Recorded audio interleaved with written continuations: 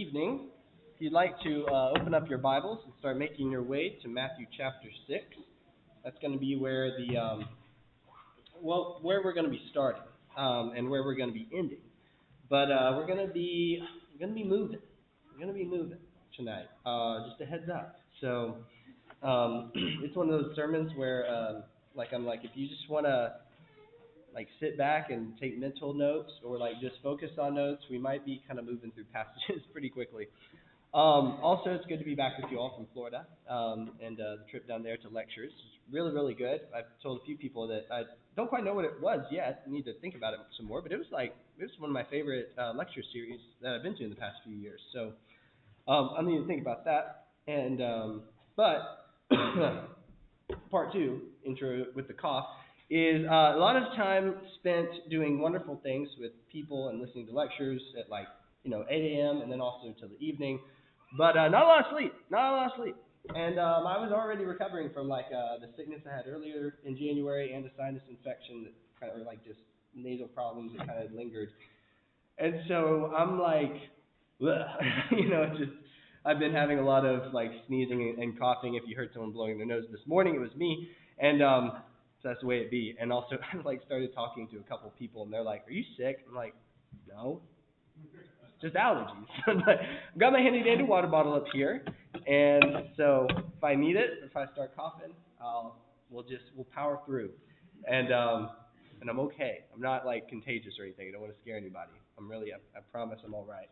But so if I seem like a little wilted flower after the sermon, that's because I'm a little down about it. But when I'm up here, I'm filled with adrenaline and the Holy Spirit. So right now we're gonna just go on through this lesson and. Hopefully, don't have a coughing fit, but it'll be all right. So, as Chuck actually he guessed correctly this morning, we're going to be going into kind of the next part of the Sermon on the Mount, and this is just the section on the Lord's Prayer, what's called the Lord's Prayer, in verses 9 through 13. I have done a lesson on this before, on the Lord's Prayer, and so I was kind of thinking about how to talk about it this time, and there were some things that were lighting up, and I actually found an old journal entry about the Lord's Prayer, and then I was like, oh, let's do a whole sermon about this, because this is, I think all of you, once we kind of tie it all together, will see just things light up in this prayer that I hadn't quite noticed before. So let's read through it, and then I'll give you an outline of where we're going tonight, and then we shall launch right into the adventure. So starting in Matthew chapter 6 and verse 9, it says, "Pray then in this way, Our Father who is in heaven, hallowed be your name. Your kingdom come, your will be done on earth as it is in heaven. Give us this day our daily bread, and forgive us of our debts as we have forgiven our debtors. And do not lead us into temptation, but deliver us from the evil one."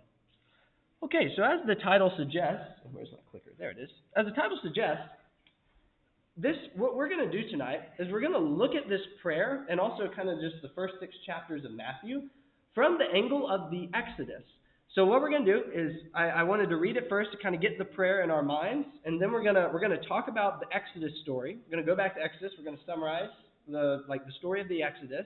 Then we're going to talk about how in the prophets they point to a new Exodus, they're looking forward to another Exodus story that's going to happen, and then how that's what is going on here in these first chapters of Matthew, and then we'll revisit the prayer, and then we'll have 3 takeaways as to how this can influence our lives. So, are you ready? Let's go.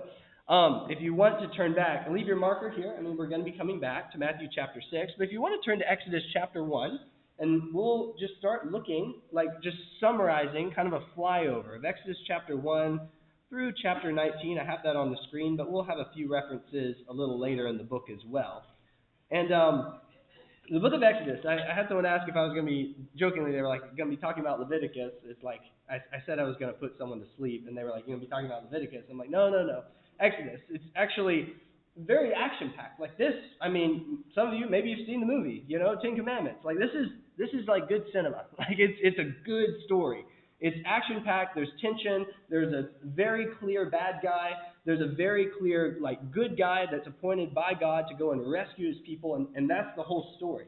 But before we dive into that, that bad guy kind of has the domination of this people group of the Israelites that he's enslaved, and that bad guy's name is Pharaoh. And that's where we begin here in chapter 1, where he sees a foreign population that's entered into his country, and they're multiplying to a level that he's like, oh, what if they arise, they attack, join with our enemies, they attack us, and they flee the land? So he says, we need to somehow cull these people into submission.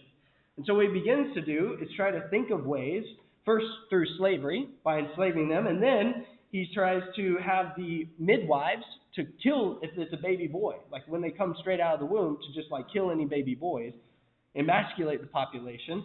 And then he says, because the women, it's an interesting story, but read it on your own time, they don't listen to the word of Pharaoh. The midwives don't listen to him, and instead, Pharaoh just says to all of his servants, take any Hebrew boy and just throw him into the Nile River. If you see one and it's a baby boy, just put him to death by throwing him into the waters of the Nile. But there was one child that was born to a woman, and his name, he's not named yet, but he was born, and it says that he was beautiful, and she loves her son. So what she does is she puts him in a little ark. Is literally the word is ark, and the only other time it's used is back in Genesis chapter 8 for the Noah's ark.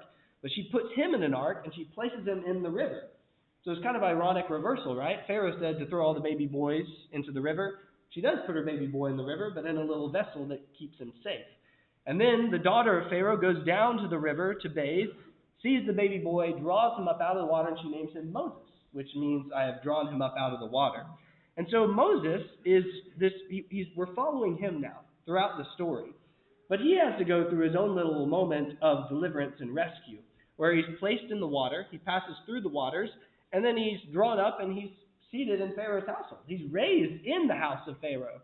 And then once he grows up, it says he goes out and he sees the labors of his people, the enslaved Israelites, and he sees an Egyptian taskmaster beating one of the Egyptian slaves. And so what he does is, once no one's looking around, says he looks to the left, looks to the right, and then it says he kills the Egyptian, buries him in the sand, which, if you know anything about sand, it's not a great place to bury a dead body or bury anything for that matter, because sand shift and move. And the deed is found out, and Pharaoh is then seeking Moses to put him to death. And this is interesting because first, just Moses goes on his own little exodus, right? Look at this here in Exodus chapter 2. We just talked about the murder, where he murders the Egyptian taskmaster. But if you look at verse 15 of Exodus chapter 2, it says, Pharaoh heard of this matter, and he sought to kill Moses. But Moses fled from the presence of Pharaoh and settled in the land of Midian, and he sat down by a well. There's a whole lot going on there, because Egypt's way over here, and Midian is way over here. Very, very far away. And Moses, it's just that one short little verse, Moses leaves Egypt and goes far, far away to the land of Midian, and there he hides from Pharaoh, who is seeking to kill him. And then, but he does not stay there, right? Very, very iconic story in chapter 3. Well, let's read the end of chapter 2. It says that the people of Israel, they were crying out to God, and this is verse 23. They cried out, and their cry for help, because of their slavery, it rose up to God. So God heard their groaning. God remembered his covenant with Abraham, Isaac, and Jacob. God saw the sons of Israel, and God knew. And so he sees what's going on in their oppression.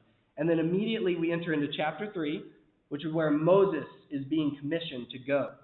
And now, chapter 3, it begins with Moses out there in that land of Midian, shepherding a flock of sheep, and he sees this burning bush that's burning but is not burned up. And then a voice calls to him from the bush as he's turning aside to look at it, and this is where God commissions him as his deliverer. He says, I have seen the affliction of the people of Israel, and I've heard their cry. Now I am coming down to rescue, to deliver them from the hand of Pharaoh. And Moses begins to make excuses as to why he is unable to go. But I want to highlight something right here in chapter 4. If you look at verse 22, Moses eventually he says, okay, I'm going. Here's the first time in the Bible that God is described as a father. In Exodus chapter 4 and verse 22, here's the words Moses is supposed to say to Pharaoh. He says, thus says Yahweh, Israel is my son, my firstborn. Thus you shall say, let my son go, that he may serve me. But if you refuse to let him go, behold, I will kill your son, your firstborn. So right here is just you could put a little star beside it, because it's always interesting the first time something's mentioned in the Bible. Right here, the first time that God is described in the analogy as a father. He says, Israel is my son, my firstborn. And so, Moses, as he's heading out and he's going back to Egypt, returning to Egypt to be God's messenger, God's deliverer, throughout his interactions with Pharaoh, he does all of these signs and wonders, where he casts down his staff and it becomes a serpent, and it devours the magicians of Pharaoh's staffs. When they become serpents, his staff overpowers their staffs, and then he picks it back up again, and the snake up again, and it becomes a staff once more. And then he stretches out that staff multiple times to bring forth frogs and lice and flies, boils, hail, lightning, darkness over the land. And then eventually it all climaxes with the death of the firstborn. And it's at that point that Pharaoh says, get out, leave. I'm done. Pharaoh's heart has been hard this whole time. And now at the end of it all, he just says, get out, go. And so the people, they're eating this feast that God commissioned called the Passover, where they paint the lamb's blood over the doorposts, and it causes their house to be protected from the death angel that moves through the land. But if you didn't do that, then that's why the firstborns in the land of all of Egypt died. And so the people, in their haste to leave the land, they don't have time for their bread to leaven, so they just grab the unleavened bread and they eat it, they eat the lamb, and then they're out and they're leaving. It's a quick, it's a rush. It's like Pharaoh says he will drive you out. Think of a cattle driver, someone just get out, go, go. It's that's what Pharaoh is doing now to the Israelites. When he was holding on to them so tightly, it's now just the opposite. Get out, leave, out of my sight. You're never going to see me again. And so the Israelites, they're free, and they head out, and they go all the way down towards the Red Sea. They don't go up this northern route because, there's interesting things to note there. But they head down towards the south, actually the same route that Moses took. They're heading towards the land of Midian. So they actually follow, Moses' pathway out of the land of Egypt. But there is a large mass of water separating their path to the land of Midian and where the mountain where God met Moses, or where Moses met God at the first time. And that's called the Red Sea. And so right there, trapped up against the Red Sea, Pharaoh, who knows his geography, is they're trapped. I can go get them. Except when he goes and he pursues them, there's a large pillar of fire and cloud that separates the Egyptians from the Israelites all night long, and God splits the sea through Moses stretching out his hand with that same staff that he works those signs and wonders. The sea is split, a way is open, and the people of Israel, they cross the waters and get to the other side. And on the other side of the sea, they sing a song.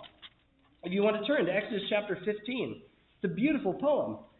And it says, chapter 15 and verse 1, Then Moses and the sons of Israel, they sang this song to Yahweh. And they said, I will sing to Yahweh, for he is highly exalted. The horse and its rider he's hurled into the sea. Yahweh is my strength and my song. He has become my salvation. This is my God, I will praise him. My father's God, I will extol him. Yahweh is a warrior. Yahweh is his name.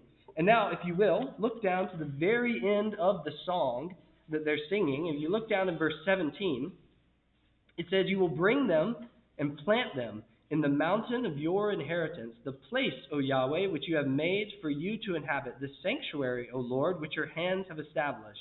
Yahweh shall reign forever and ever. So, a little thing to note here. My stepdad, he's a painter, right? And so if you're a painter, what do? You paint, right? That's spelled right. It doesn't look right for some reason. I'm overthinking it. If you're a gardener, what do? You garden. Now, in Hebrew, it's kind of the words are kind of like this. If you're a gardener, then the word for garden, like the word for garden, sounds the same, the action of what you do. And so if you are a king, then in Hebrew, the word is then you king. But it's usually, we would say the word what? Reign. Is this making sense? So when you see that Yahweh will reign forever and ever, it's like you're reading the word king.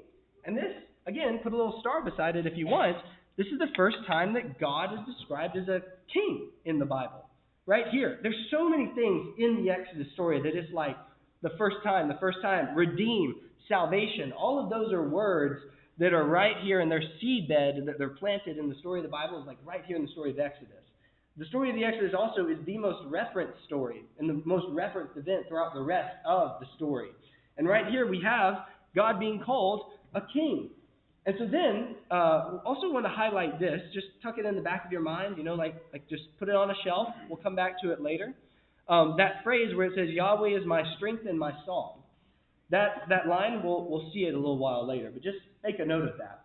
So right after they cross the sea, they enter into the wilderness. And this is chapters 16 through 18.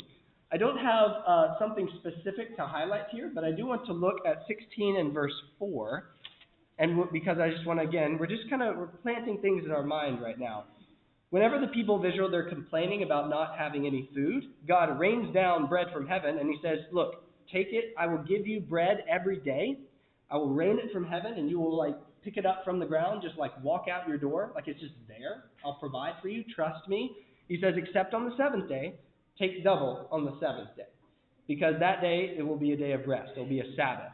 And it tells you why God is doing this in verse 4 of Exodus chapter 16. It says, Yahweh said to Moses, behold, I will rain bread from heaven for you, and people shall go out and gather a day's portion every day, that I may test them, whether or not they will walk in my law.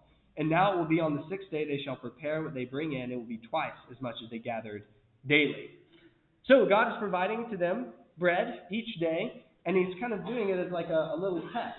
And there's a lot of them that don't pass the test. But we must keep pressing on through the story. So right here, there's a span of time in the wilderness where the Israelites are moving through and they have battles. They get tested by God through this bread and through quail that he gives them and through water. This is just the wilderness testing time. And then they arrive at the mountain. In chapter 19, they pull up to the mountain and God's presence descends on it. And this is the climax of the tension that's been driving this whole story so far, from page 1. Because, the question is, how do we get to dwell in the presence of God again? And right here, the presence of God descends on the mountain. But what happens? Whenever he gives them the laws, he tries to invite them into a covenant, they say, yep, all the Lord says we will do. They fail, immediately. They break the first 2 commandments right there while God's presence is still on the mountain. They're committing sexual immorality and worshiping a golden calf in the camp. And they're going crazy. It's just the problem is starting all over again. It's like the sin that separated us from God in the very beginning. Now, this people that God has set apart, and if you're in chapter 19, look at what he wants to do with them. He says that, verse 5, Exodus 19, verse 5, says, God speaking here through Moses. So then, if you will indeed listen to my voice and keep my covenant, you shall be my treasured possession among all the peoples. For all the earth is mine, and you shall be to me a kingdom of priests and a holy nation. These are the words which you shall speak to the sons of Israel. Right here, God's saying, you're going to be my special kingdom. You're going to be my people that I will reign through and give my laws and my wisdom to, and you'll be a shining light to all the nations of the world. Just trust and walk with me. But they fail. But Moses, in that failure, Moses goes up to the mountain and he says a prayer on behalf of the people. And what does God do? It says he relented from what he was going to destroy them, and he relents from it. He forgives them. And then he gives them the gift of his presence, even after that great failure with the golden calf. That's Exodus 25. When he gives them the tabernacle, and his presence fills up the tabernacle. And God says, I'm giving you this so that I may dwell in your midst. And that's the gift of his presence has been restored to people. He's now in the midst of the Israelite camp. So there it is. That's kind of right where the book ends, is God's presence fills up the tabernacle that he's given them, and we're waiting for the moment where Moses can finally enter into the tabernacle. That's all the way at the end of chapter 40. All right, so how are you guys doing? I'm on time. I'm on time so far. But that's the story of the Exodus. We're going to piece all of these things together, but let's look now, because God rescued the people, right?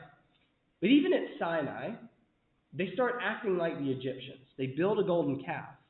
They start worshiping. That's actually you can actually go to the art museum in St. Louis and go to the Egyptian section, and you can see little calves. It's very, very cool. And the Israelites are acting like Egyptians in that moment.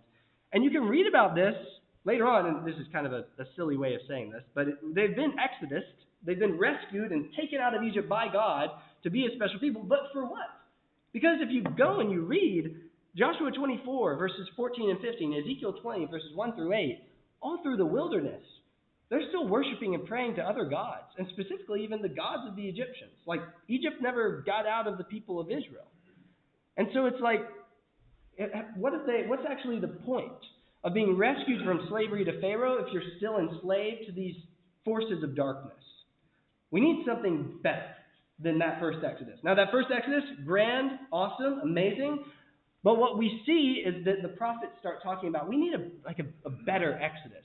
And God will do that. He is going to fulfill his promises, because it's just, you read through this story and it's just failure after failure. They keep failing, they keep sinning, they keep causing these things to happen that separates God's presence from the midst of his people.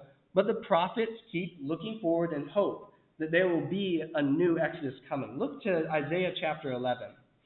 Isaiah 11. Isaiah chapter 11.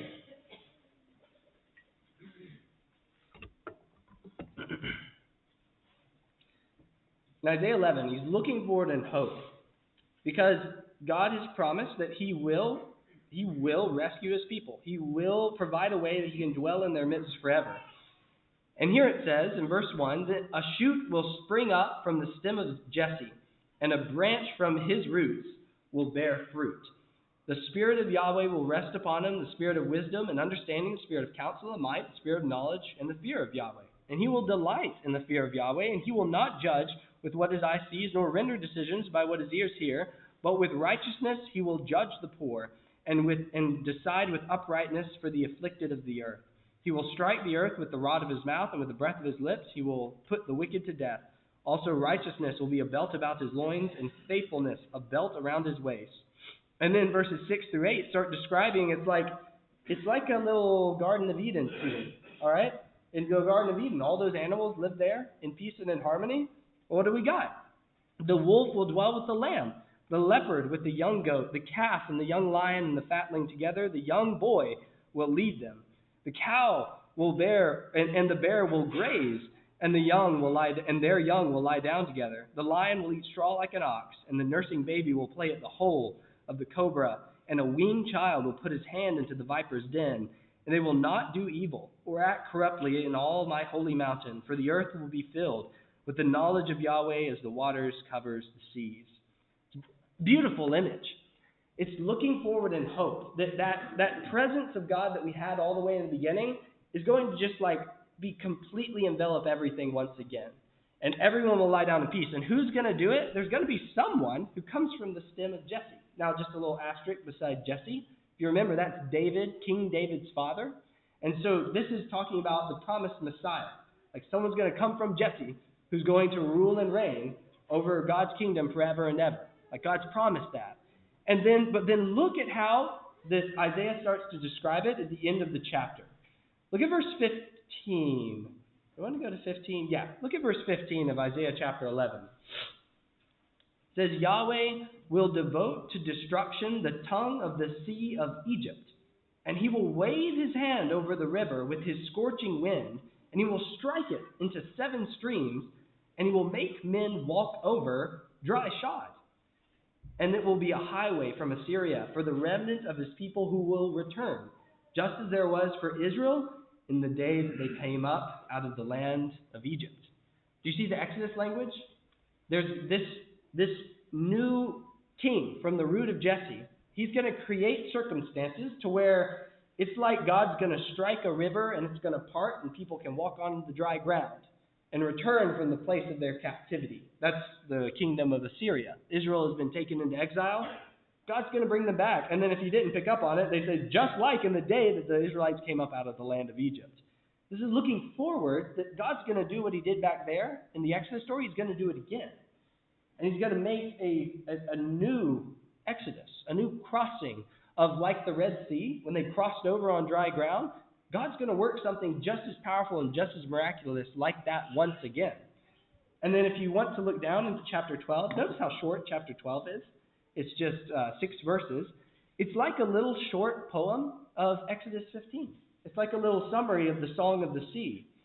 In verse 12, or chapter 12, verse 1, it says, "Then you will say in that day, I will give thanks to you, O Yahweh, for although you were angry with me, your anger is turned away, and you comfort me. Behold, God is my salvation. I will trust and not dread. For Yahweh himself is my strength and song. He has become my salvation. Therefore you will joyously draw water from the springs of salvation. And in that day you will say, give thanks to Yahweh and call upon his name, make known his deeds among the peoples, and make them remember his name is exalted. Praise Yahweh in song, for he has done majestic things. Let it be known throughout all of the earth. Cry aloud and shout for joy, O inhabitants of Zion, for great in your midst is the Holy One of Israel." Did you catch the repetition from the Song of the Sea? It's the exact same. It's like copy-paste. Yahweh is my strength and song. He has become my salvation. It's only in these two passages where it shows up. Isaiah is painting a picture that God is going to redo, but in a grander and better way, the Exodus story through someone. And then it all climaxes in the latter half of the book. If you want to turn over to chapter 52, we'll read this real quick. In chapter 52, we're jumping right into the middle of the section, which is Isaiah 40 through 55. Just go and read it aloud to yourself quietly sometime, preferably as you watch the sunset. It'll change your life. And here in chapter 52, though, we're getting like right up to the end of that section. It started with chapter 40, where it says that God's sending comfort to his people, and someone needs to get ready to prepare the way for the Lord, make all of his paths straight. And then the one who comes is, and then we start reading about in these chapters, is someone called God's servant. And he's going to do what God is desiring to do. He's going to do the will of the Father. He's going to make the Father's will. God will be well pleased through what the servant does. And look here in Isaiah chapter 52, verse 11. It says, "Depart, depart, go out from there. Touch nothing unclean. Go out of the midst of her and purify yourselves, you who carry the vessels of Yahweh. But you will not go out in haste, nor will you go as those who flee, for Yahweh will go before you, and the God of Israel will be your rear guard." Here it's talking about departing from the land of captivity. God's going to rescue them again, and it's like another Exodus. But notice how it is a better Exodus. How so? Remember how they left the first time? They had to just take the bread while it was unleavened and just like run out the door, just with their staff and their sandals and their goods. It says you're not going to be like those who flee. Like this Exodus, it's just like complete victory, fullness, completion. Like there's no need for another one like this to happen again. When Moses led the Israelites out of Egypt, Egypt still stuck with them. But this Exodus, it's going to be complete liberation. And they're not even going to have anyone pursuing them. It's just you're going to walk out and you will not go out in haste, but God will be your guard and your guide.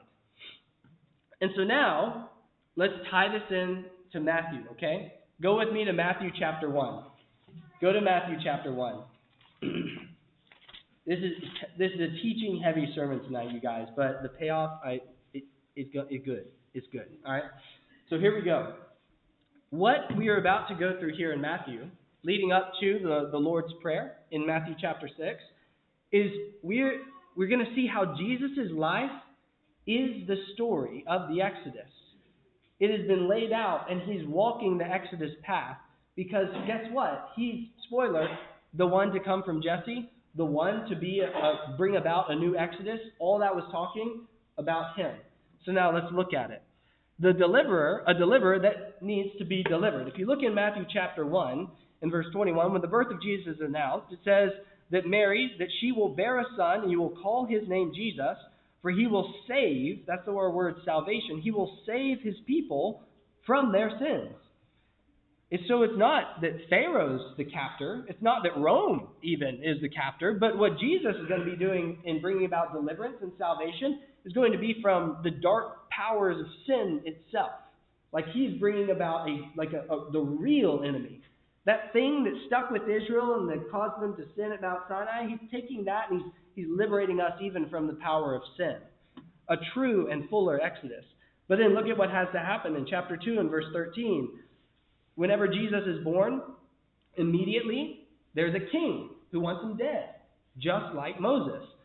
And then in a dream, look at verse 13. Now when they had departed, after this. Herod is wanting to kill the baby boy, Jesus.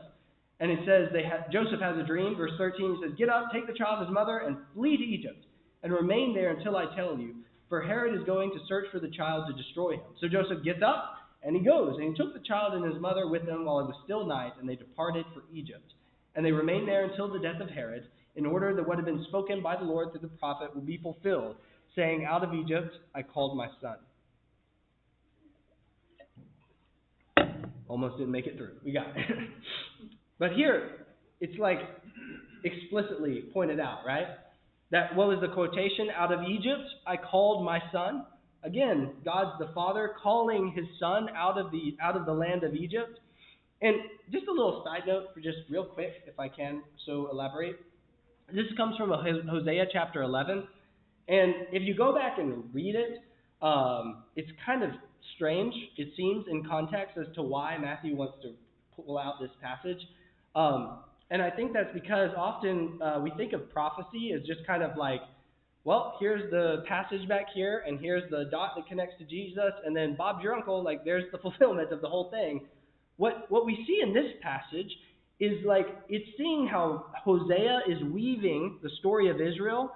He's looking back on it, and then he's applying it to them today. And then now Matthew is seeing how Jesus is connected to this whole idea of the Exodus.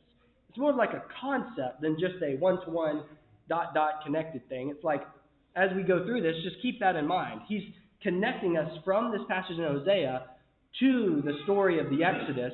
And then through that, we're now thinking about Jesus as kind of like a new Moses. Because he is a deliverer who is delivered. He's rescued. As a little baby boy, just like Moses, he flees from a tyrant who's trying to kill him and all the other baby boys in the region. And then, what we just read, Jesus has an exodus. He goes down to Egypt, and then he has to leave Egypt. And so he leaves, he exoduses from Egypt, and he goes back to the land of Israel in the arms of Mary and Joseph, of course. And then, what we see is he also has a moment where he passes through the waters. Look at this. Look at chapter 3, verses 13 through 17. Jesus arrived from Galilee of the Jordan. Now, there's a large time gap that has passed, of course. He's now grown up. And it says he arrives from Galilee of the Jordan, coming to John the Baptist to be baptized by him. John tried to prevent him. He says, "I need to be baptized by you, and you're coming to me?" And Jesus answered, he says, "Permitted at this time, for in this way it's fitting for us to fulfill all righteousness." And so then John permitted him. And after being baptized, Jesus came up immediately from the water, and behold, the heavens were open.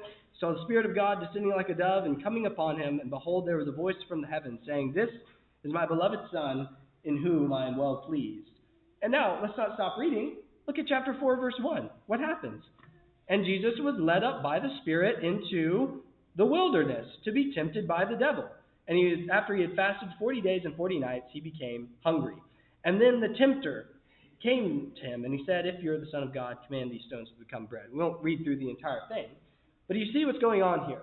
We had baby boy Jesus, delivered and rescued, leaves Egypt, goes back to the land of Israel. Then we immediately, if we're just reading through the chapters, he passes through waters, he goes into a wilderness, and then he starts doing signs and wonders. Chapter 4, verse 23.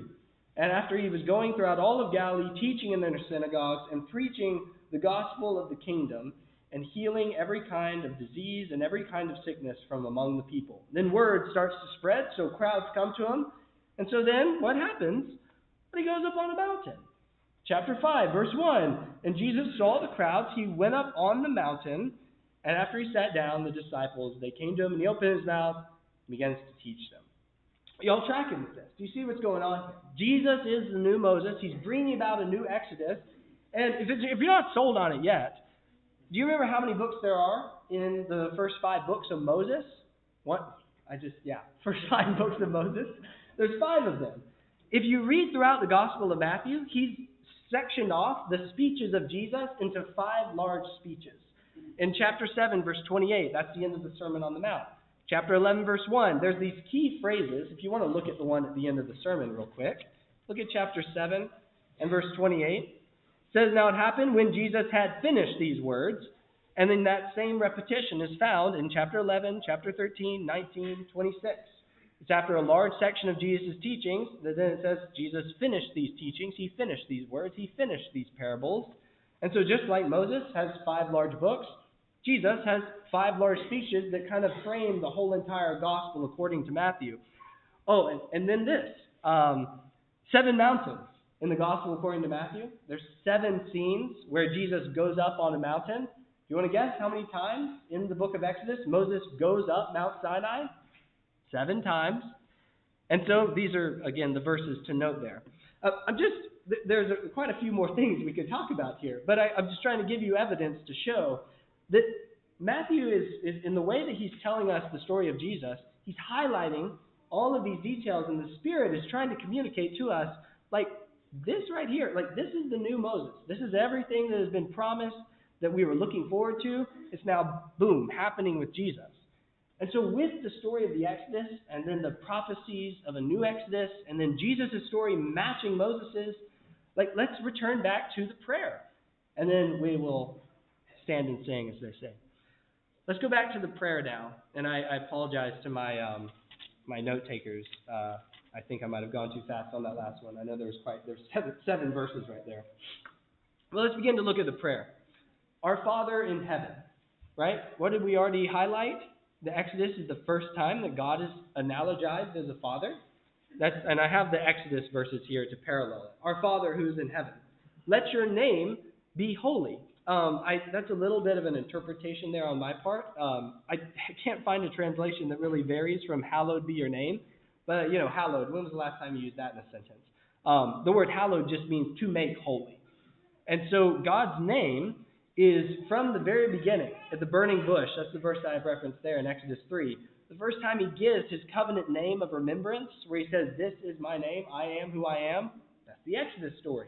And then on top of Mount Sinai, didn't have this one referenced, but in Exodus 34, verses 6 through 7, God says, he proclaims his name to Moses. He tells him of his glory, and he says, Yahweh, Yahweh, a God merciful and gracious and slow to anger and abounding in steadfast love and faithfulness. And so God's name is all, the Exodus story is about God making his name known. Now what has happened is throughout the story of Israel, his name has been taken in vain and is thrown into the dust. But now Jesus is restoring that, and he's bringing about a new people, a new Exodus people that are brought out to be God's people and to make his name holy. Your kingdom come. In this moment, it's like, what did we see in the story is God's first time he's mentioned as a king is in the Exodus Song of the Sea, when they say, Yahweh will reign forever and ever. And then also we read from chapter 19, which is the one I have noted here, where God says, you all will be a kingdom of priests to me. You all of all the kingdoms of the world, you will be mine. So it's a moment where God's reign is crashing down onto the planet through this people that he's rescued up out of the land of Egypt. So his kingdom come, and your will be done on earth as it is in heaven. What is that except the law, the 2 things that come off of Mount Sinai, the laws and the tabernacle, the blueprints for the tabernacle. And both of those are how God brings his presence down here to be amongst us. I build me a tabernacle that I may dwell among him. His heavenly presence right there in the midst of the Israelite camp. The law, his laws, his wisdom, the way that we know how to have his life and live out his wisdom into the world, those were kept in the center of the tabernacle, and they were given at Mount Sinai to the people of Israel, that his will might be done on earth as it is in heaven. And then, what more do I need to say about daily bread? I mean, we read the story where God provides, literally, he says, I will give them bread daily. And it's to trust in him. And that's the phrase that Jesus uses. Give us this day our daily bread. It's literally like our daily portion, our daily amount. Like just what we need for today is a reflection, because we kind of, I can even think back in my fridge right now at home. I've got enough food for kind of 2 or 3 days, 4 maybe. But at this time, how far out do you have to plan meals? It's trusting. We need to, especially in a place where we live, where we have so much abundance, and we can, prepare out, we can meal plan for multiple days. We need to remember this, that, God is actually the source of our daily bread. He's the one that gives it to us. And then, forgiving debts. Forgive us of our debts as we forgive our debtors. That moment where God is about to destroy the people, and then Moses intercedes, he forgives their sins and releases them from the debt that they owed to him. And he covers it. He relents from the destruction that he was going to pour out on them. And then when he's declaring his name in Exodus 34, he says, God, merciful, gracious, slow to anger, abounding in steadfast love and faithfulness, forgiving iniquity, transgression, and sin, and keeping steadfast love for the 1,000th generation. Like part of his core character of his name that's revealed in the Exodus is his willingness to forgive. And then Jesus parallels that to us. Like we must forgive as we have been forgiven. There's a reciprocity there between the two. And then lastly, the request to deliver us or rescue us from the tempter, from the test, and deliver us from evil. Remember the first phrase of the Exodus story? When the people of Israel, they cried out to God. They cried out to God for what? For a deliverance, that he would rescue them. But here it's not from a Pharaoh. It's from the what is influencing Pharaoh, the forces of darkness, the powers of sin and death, evil and the evil one. That Jesus is raising the bar on what it means to be a people of the Exodus, a people that have been rescued by God. Okay, how are y'all doing? Is this making sense? Do you see these things lighting up as you read through this prayer again? So let's read it now. Verse 9 of Matthew chapter 6. Pray then in this way. Our Father who is in heaven, hallowed be your name. Your kingdom come, your will be done, on earth as it is in heaven. Give us this day our daily bread, and forgive us of our debts as we forgive our debtors. And lead us not into temptation, but deliver us from evil. And so now, as we bring it home, just 3 quick points as to how I think this should affect us. First and foremost is our Savior, the one who is the deliverer, who has already gone on before us and paved the way. Think about what Moses did in his life. He experienced a deliverance. He was, we'll just have this as baby boy Moses in the swaddling cloth here.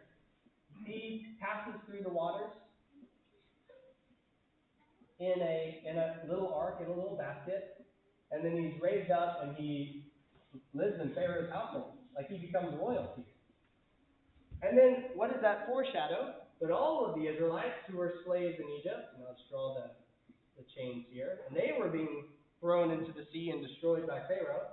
They pass through the waters, and then they are brought to Mount Sinai, where they are told they're going to be a kingdom of priests and a holy nation to God. What Moses experiences first, everyone else follows after. And here we have exactly how we should see our Savior. Moses was just a type of him. Jesus did ultimately what Moses did. And Jesus goes actually into death itself, and he follows all the way down into death. And when we say this prayer, it's a reminder of our reliance on the one who's already walked that road, so that we can also know the way, so that we can know how to be liberated and rescued from the slavery of sin and death. That's what this prayer is to help us remember, is the one who is our rescuer and our deliverer. And so in that also, we have our identity. Because just like the Israelites, when they are rescued out of slavery, it's not just they're rescued so that we're free now, and that's it. No, they're rescued and they're given purpose. They're given a mission. They're brought to Mount Sinai and they're given commands. They're given a project. They're given a tabernacle to build. And then God's and you're going to represent me to the whole world. Just getting through the waters of the Red Sea is barely even half the story. You've got to become God's people, the Exodus people, who are trusting in God, then listening to his laws, relying on him for our daily provision of bread, forgiving others as we have been forgiven, doing his will on earth as it is in heaven. That's what all this is about, is a reminder of our identity, that we are to be the people who are representing God's name, that are making it holy. And it's ultimately God, our Father who's in heaven, that we are trusting and relying on and reflecting his image and his light and his wisdom out into the world. And so it points to our Savior who's paved the way for us, and then his identity becomes our identity, and we're reminded of that. And then lastly, the promise. So we're looking back on what he's done, it tells us what we should do now, and then we look forward. Because This is what Christ has done, right? If I was to draw his on the board, like right over Moses, I can use another color. Cool. Yeah, we'll use red, right? Christ was crucified, buried, and then he rose up. Wait, that's the empty tomb drawing. There's the tomb. The stone's over the tomb, and then there's the empty tomb. And so then we, like Christ, if we're going to trust in what he's done ourselves, we have to follow that same pattern. We who were enslaved to sin, we pass through the waters of baptism, put underneath the waters, and then you rise up to walk in newness of life. And happy. And so right here, it's like we all are, when we have entered into the pattern of Christ, we follow him into his death and his resurrection, just like the Israelites followed Moses into the Exodus, we become the new Exodus people. So all of us we now have a mission. We now have a purpose. We have an identity, and it's pointing us forward, because he's promised that he'll return, right? He's promised that he's going to come back. And so kind of like in the prophets, when they were looking forward to a new Exodus, we're now looking forward as well to his return. What was said to the disciples when they saw Jesus rose up into the clouds, the angels appear, and they're like, why are y'all gazing into heaven? Christ is going to return in the same manner. As he just went up, he's going to return in the same way. And so they say, so get busy, go out, go forth from here. And that's also the last words of Christ in the Gospel of Matthew. On top of the mountain, he says that all authority has been given to me in heaven and on earth, and then he says, now go. Go forth. And so all of us, as we think about this prayer and we go forth from here, remembering our Savior, who paved the way first for us, and then how that is now also our identity, if we followed him through his death and his resurrection in the waters of baptism, and then that helps us look forward in promise, that he will return, and that he will bring about ultimate rescue. There's still a level of rescue that we need. We're waiting for his return. We're still dying out here. That we're still struggling with sin. It's a weird in-between time where we have been liberated, but there's still darkness that's trying to devour and destroy. And so right now, we need more than ever to be a people who are of the Exodus way, of the new Exodus, who've been liberated from sin, and then we can shine God's light and his love, his wisdom, and his laws out into the world to call others to him. And so now if there's anyone here this evening, as we bring the lesson to a close, that you haven't followed this pattern, you're not a part of this new Exodus. You haven't followed our new Moses, Jesus, to rise up and walk in newness of life. Tonight's the night that you need to do that. And we have water that's ready. You can follow him and, just like Christ, pass through the waters of death and rise up to reign with God, to be his kingdom of priests. As Peter describes it, he quotes from the book of Exodus. He says that we all now, and if you followed him in baptism, you are a kingdom of priests, a holy nation, a people called out of darkness into God's marvelous light. And whether that be you haven't done it yet, or you have done it and you've wandered away and you're now walking in darkness, now's the time to be renewed and to be restored. And so if you will, please come now as we stand and as we sing.